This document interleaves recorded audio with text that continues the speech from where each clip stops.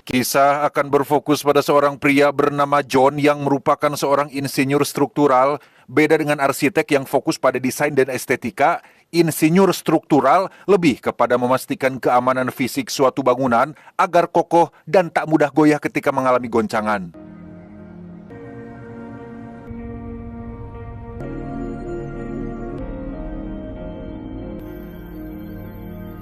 Sepulangnya John ke rumah, ia langsung menemui sang istri yang bernama Alison untuk menanyakan terkait acara besok siang. Diketahui mereka akan mengadakan acara botram atau makan bareng bersama para tetangga demi untuk menjaga silaturahmi dan keharmonisan sosial dan budaya. Alright, I'm gonna go shower. I'll call Deb. Selesai dengan istrinya, John pun menemui sang anak yang bernama Nathan, tapi bukan MM, yang bertepatan dengan itu, muncul berita di televisi yang mengabarkan jika saat ini ada sebuah komet besar yang sedang mengarah ke planet bumi. Tapi menurut para ilmuwan, komet itu tidak akan sampai menimbulkan kerusakan besar karena akan keburu hancur saat melewati lapisan atmosfer.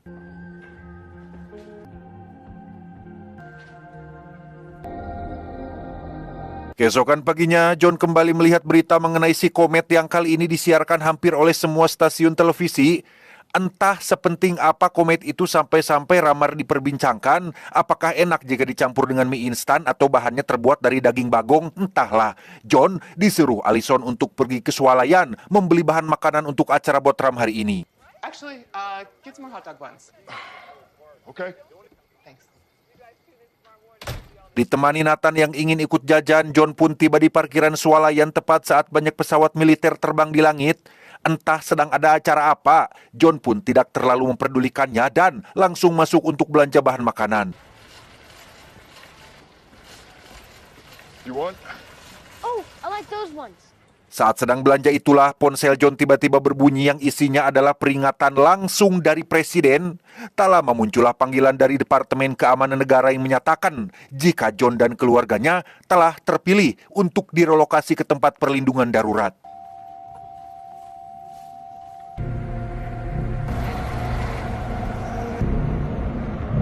Sesampainya di rumah, sudah ada banyak tetangga yang sedang menonton acara berita mengenai komet yang katanya akan jatuh sebentar lagi. Kepikiran dengan peringatan dari Presiden tadi, John pun langsung menceritakannya kepada sang istri. Hey, listen, I just got one of those presidential alerts. Did you get one? No. I think something weird's going on with this comet. Tak lama, semua orang pun fokus melihat berita siaran langsung detik-detik pecahan kometnya jatuh ke tengah lautan. Dan tebak apa yang terjadi selanjutnya? 3, 2, 1. What's the chunk of rock? Rocks don't explode. Wait, what is the explosion?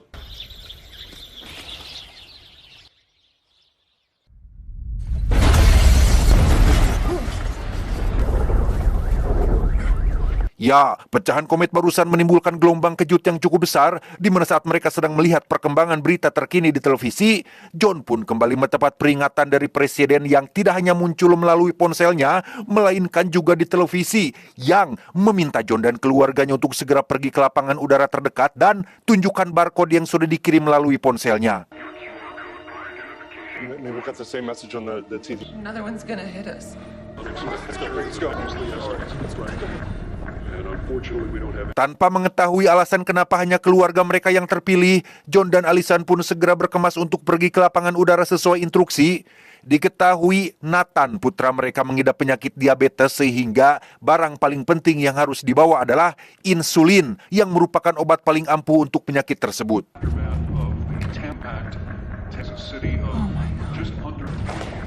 Almost ready. We got a long drive. Saat akan pergi, John melihat langit terbakar akibat dari komet yang jatuh tadi. Tak ada waktu untuk itu, John dan keluarga pun langsung pergi meninggalkan rumah dan baru saja berangkat, mereka langsung dicegat oleh salah satu tetangga yang mengeluhkan tentang keluarganya yang tidak dipilih. Entah kenapa hanya keluarga John saja yang terpilih, John tidak punya waktu untuk berdebat dan langsung cabut saat itu juga.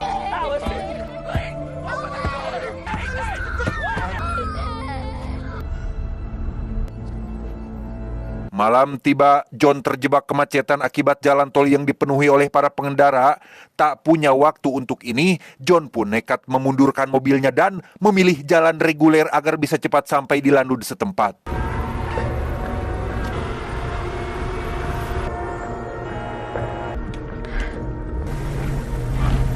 Setelah berhasil mencapai jalan aman, Nathan yang kedinginan pun terlihat mengambil selimut dari dalam tas tanpa sadar jika insulinnya terjatuh ke bawah kursi. Tak lama, terdengar berita di radio yang mengabarkan jika para ilmuwan menemukan satu pecahan komet dengan ukuran besar. Itu cukup untuk memusnahkan seluruh makhluk hidup yang ada di bumi dan benturannya diperkirakan akan terjadi dalam waktu 48 jam lagi. Let's just get in there first. Setibanya di dekat Lanud, lalu lintas kembali macet yang membuat John dan keluarga harus turun dan berjalan kaki. Di depan gerbang masuk, sudah ada banyak orang berkerumun yang rata-rata dari mereka tidak terpilih untuk direlokasi.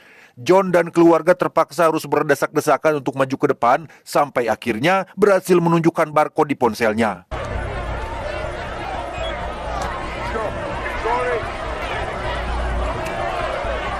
Di dalam Lanud sendiri, sudah ada beberapa pesawat yang disiapkan khusus untuk membawa orang-orang terpilih, di mana John dan keluarga sendiri terlihat masih mengantri untuk mendapatkan gelang tanda pengenal khusus untuk mereka yang telah dipilih.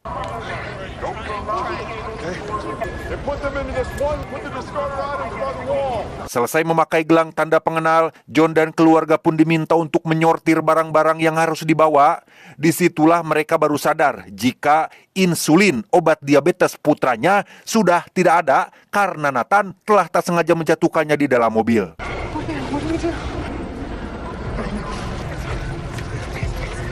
John pun menemui seorang tentara untuk menanyakan berapa lama lagi pesawatnya akan terbang. Paling lama 20 menit, itulah waktu yang John miliki. Alhasil, ia pun terpaksa harus keluar dulu untuk mengambil insulinnya di dalam mobil.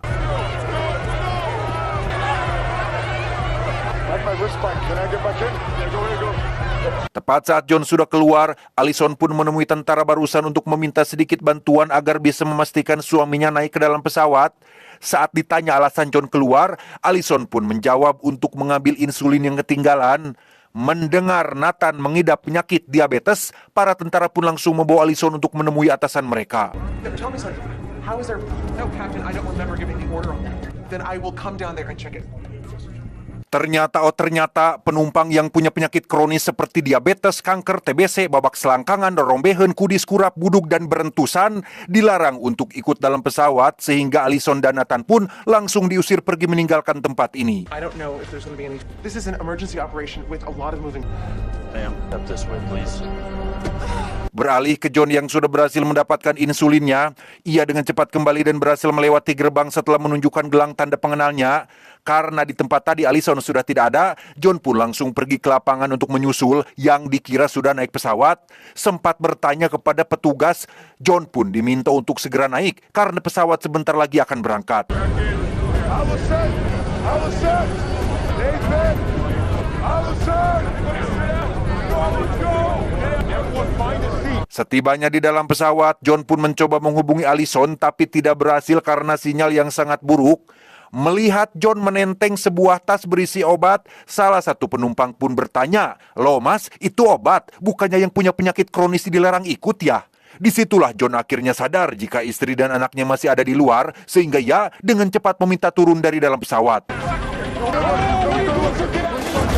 Let me off the plane. Thank you. Sorry.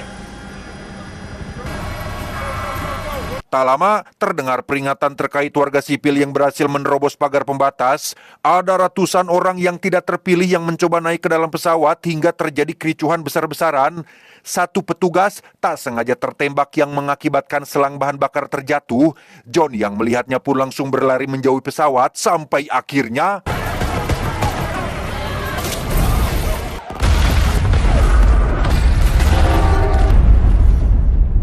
Melihat ada ledakan besar, Allison pun tetap tenang dan berkata pada Nathan bahwa itu bukanlah pesawat ayahnya.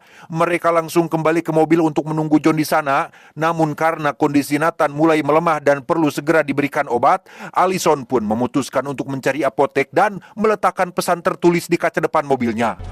Take that. We'll go to Grandpa's house, okay? John sendiri berhasil selamat dari ledakan. Ia langsung menemui tentara tadi yang sempat melihat istri dan anaknya pergi keluar. Dengan cepat John kembali ke mobil dan menemukan pesan yang sudah Allison tulis tadi. Di situ tertulis bahwa Allison dan Nathan akan pergi ke utara, lebih tepatnya ke rumah ayahnya si John, dan memintanya untuk temui mereka di sana.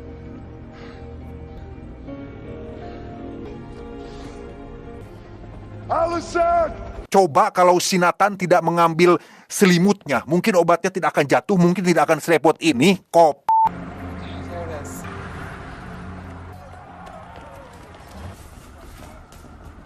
Allison sendiri berhasil menemukan sebuah apotek yang sedang dalam penjarahan. Karena yang lain menjarah, Allison pun ikutan melakukan penjarahan demi mendapat insulin untuk Nathan yang tepat saat ia sudah mendapatkan insulinnya, tiba-tiba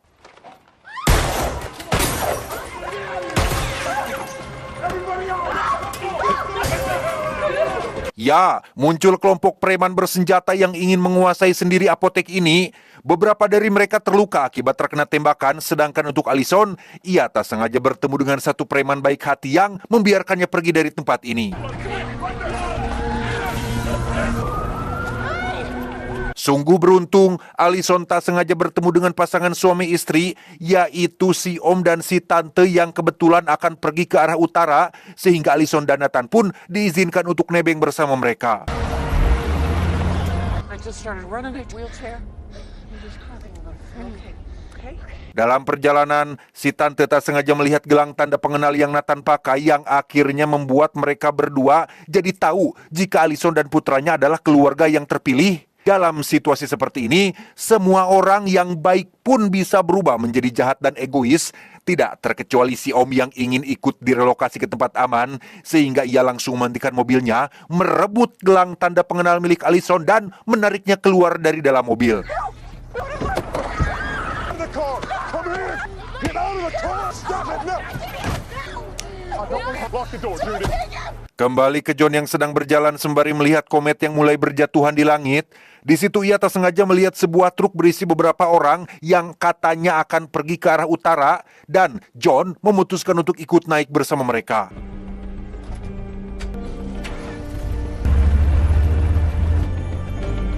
Dalam perjalanan menuju ke sana, John berkenalan dengan seorang pria bernama, kita panggil saja Samsul. Melihat John memakai gelang tanda pengenal, Samsul pun ujuk-ujuk bertanya apa pekerjaannya. John pun menjawab dirinya adalah seorang insinyur bangunan.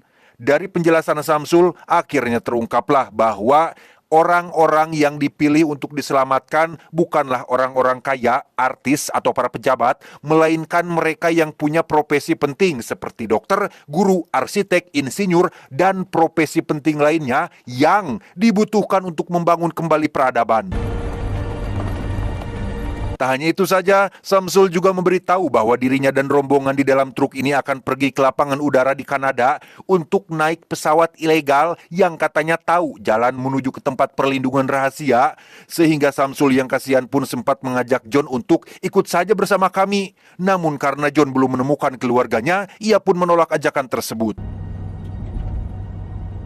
Berbeda dengan Samsul yang pasti punya hati nurani, ada satu penumpang yang justru iri dan menginginkan gelang tanda pengenal yang John pakai, sehingga terjadilah perkelahian di antara mereka berdua sampai akhirnya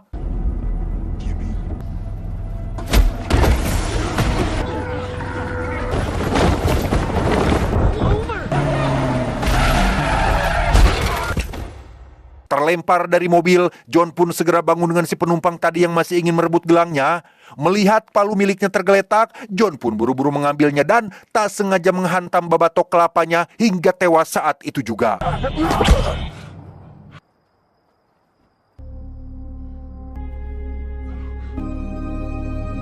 Beralih ke Allison yang masih luntang-lantung di jalanan. Setelah beberapa kali percobaan dan dikira sedang menjajakan dirinya, Allison mendapat pertolongan dari seorang pengendara yang dengan baik hati akan mengantarkannya ke Lanud yang ada di depan.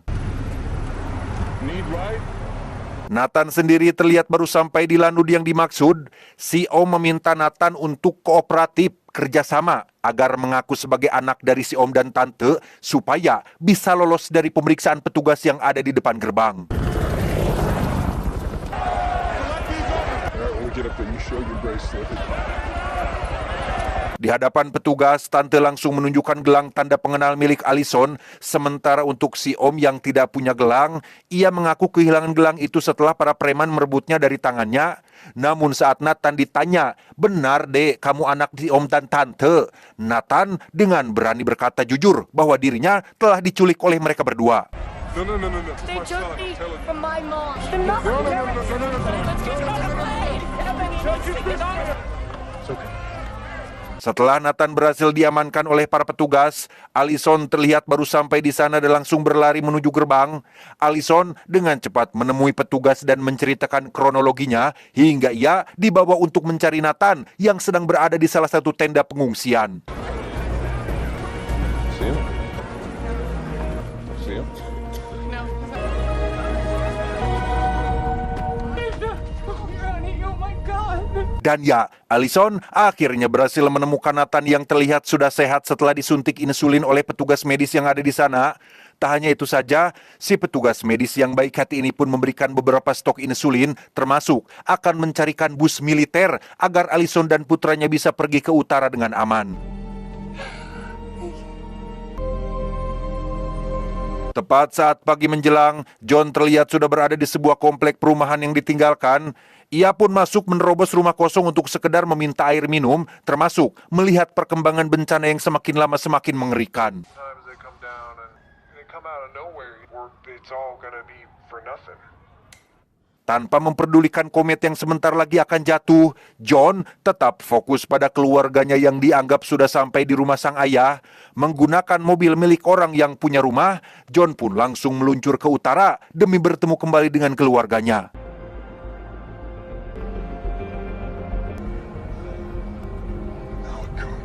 Beberapa jam berkendara, John akhirnya sampai di rumah sang ayah yang kebetulan sedang main cekihan bersama kawan-kawannya yang di tengah situasi darurat seperti ini, mereka masih sempat-sempatnya nyantai dan bermain kartu remi. You're alone. Where's Allison? Where is she? I was hoping she'd be here. Tepat saat John sedang harap-harap cemas menunggu kedatangan keluarganya, Allison dan Nathan terlihat baru turun dari bus militer di tempat pemberhentian dan langsung menelepon ke rumah sang ayah untuk meminta dijemput di lokasi tersebut.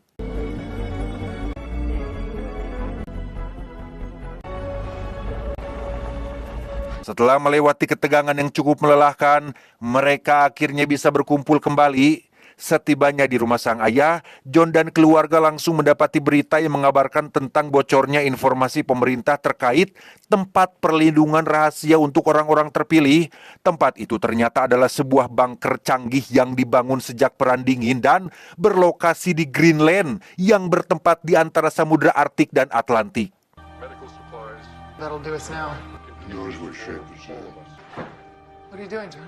Sesuai informasi dari Samsul sewaktu di dalam truk, John pun memberitahu Allison tentang cara lain untuk bisa pergi ke Greenland, yaitu sebuah pesawat ilegal yang bertempat di lapangan udara di kota Kanada yang mungkin akan menjadi satu-satunya harapan yang mereka miliki. Listen, we can either stay here or we're gonna go. Gotta go now. Nathan, come on. Let's look at... Setelah menyuruh Allison untuk bersiap, John pun menemui sang ayah untuk bersiap juga. Namun berbeda dengan semua orang yang berusaha bertahan hidup dari bencana ini, si ayah yang sudah tua dan tak punya tanah untuk diwariskan pun memilih untuk tetap berada di rumahnya dan pasrah dengan apapun yang akan terjadi. Went to heaven in this place.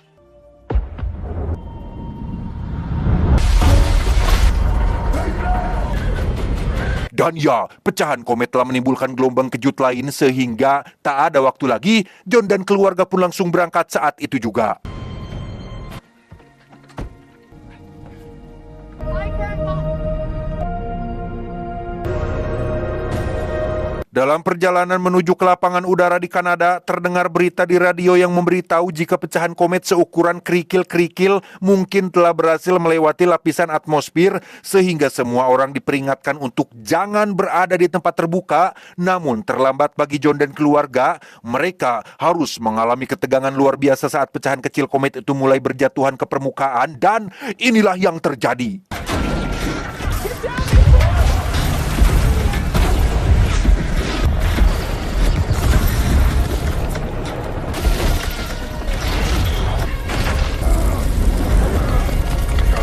Malam harinya setelah selamat dari hujan komet tadi siang, John dan keluarga pun berhasil menemukan sebuah mobil yang masih berfungsi, sehingga tanpa buang waktu, mereka pun segera melanjutkan perjalanan saat itu juga.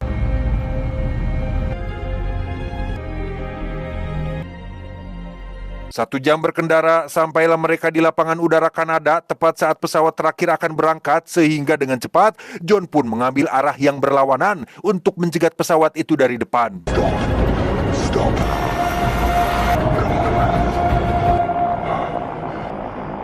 Kesal, sang pilot pun langsung turun dari pesawat dan berkata, "Nanaonan saya teh koplok, picilakaeun." Sempat marah, pilot akhirnya luluh melihat John dan punya anak dan istri yang masih kecil, yang pada akhirnya mereka pun diajak naik ke dalam pesawat tersebut.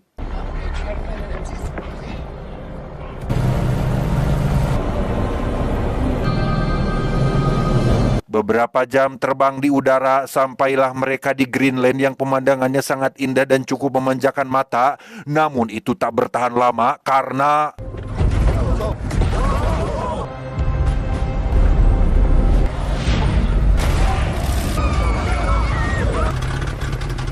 gelombang kejut barusan pun membuat 2 mesin pesawat langsung mati, sehingga pilot harus berjuang mengendalikan pesawat agar tetap stabil. Tetapi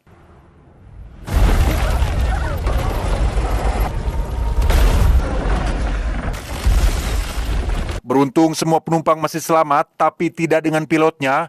John dan semua orang pun berjalan kaki menuju bunker rahasia yang sudah tidak jauh lagi, sampai akhirnya melambaikan tangan mereka pada tentara yang berada di lokasi.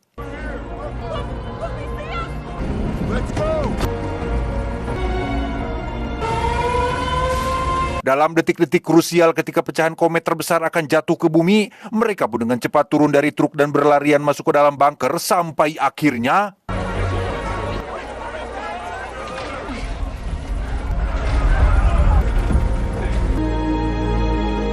9 bulan kemudian, kondisi planet bumi kini terlihat sangat mengenaskan. Peradaban hancur, semua yang sudah dibangun umat manusia selama ratusan tahun lenyap seketika. Tak ada yang tersisa kecuali reruntuhan yang sudah tidak berguna.